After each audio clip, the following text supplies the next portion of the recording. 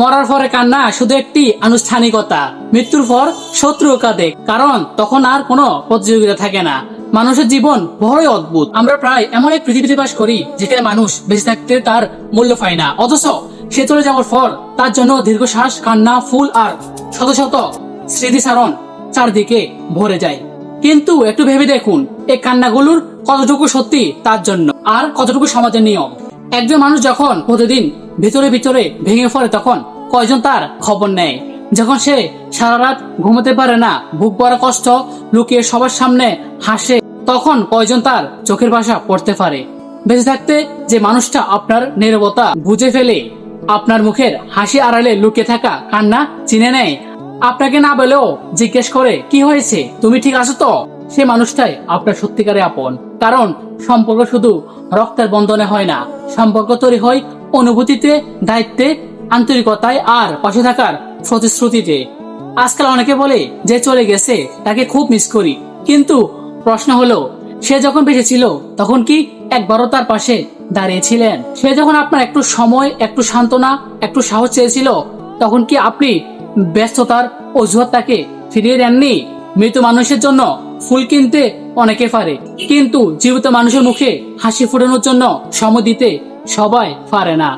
একজন ক্ষুধার্ত মানুষকে মৃত্যুর পর দোয়া করাচ্ছে জীবিত অবস্থায় একবেলা খাবার খাওয়ানো অনেক বেশি মূল্যবান। একজন একাকী মানুষ মরে যাওয়ার পর তাকে ভালো মানুষ বলাচ্ছে, বেঁচে থাকতে তার পাশে বসে থাকা, কয়েক মিনিট কথা বলা অনেক বড় মানবতা। কারণ মানুষের সবচেয়ে বড় প্রয়োজন টাকা নয়, সম্মান নয়, বরং এমন একজন মানুষ যার কাছে সে নির্ভয়ে নিজের কষ্টের কথা বলতে পারে।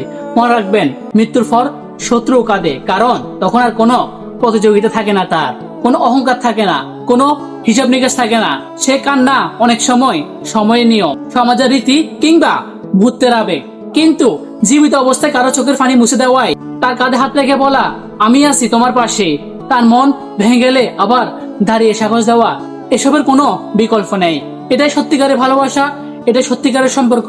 তাই আজ থেকে সিদ্ধান্ত নিন, যাদের ভালোবাসেন তাদের শুধু বিশেষ দিনে নয়, সাধারণ দিনেও খোঁজ নিন। বাবা মাকে বলুন আমি তোমাকে ভালোবাসি, বন্ধুকে জিজ্ঞেস করুন তুই সত্যি ভালোবাসিস তো, জীবন সঙ্গীর ক্লান্ত মুখটাও একবার মন দিয়ে দেখুন, হয়তো সে শুধু একজন শ্রোতা খুঁজছে, হয়তো আপনার একটি বাক্যে তার সমস্ত কষ্ট হালকা করে দিতে পারে। মনে রাখবেন, মানুষ ফুলের মালা নয়, জীবিত অবস্থায় ভালোবাসা চায়। মানুষ মৃত্যুর পর প্রশংসা নয়, বেঁচে থাকতে সম্মান চায়। মানুষ কবরের পাশে কান্না নয়, জীবনের পাশে একজন সহযাত্রী চাই। তাই দেরি করবেন না, আজই প্রিয় মানুষগুলোর পাশে দাঁড়ান, কারণ একদিন হয়তো সময় থাকবে কিন্তু সে মানুষটা আর থাকবে না। তাই বেঁচে থাকতে যে আপনার দুঃখ বুঝে, আপনার নীরবতা বুঝে, আপনার ভাঙা মন জোড়া দিতে চায়, সেই আপনার আসল আপন। কারণ মৃত্যুর পরে কান্না সময় নিয়ম হতে পারে, কিন্তু জীবিত অবস্থায় কারো পাশে দাঁড়ানোই সত্যিকারের ভালোবাসা।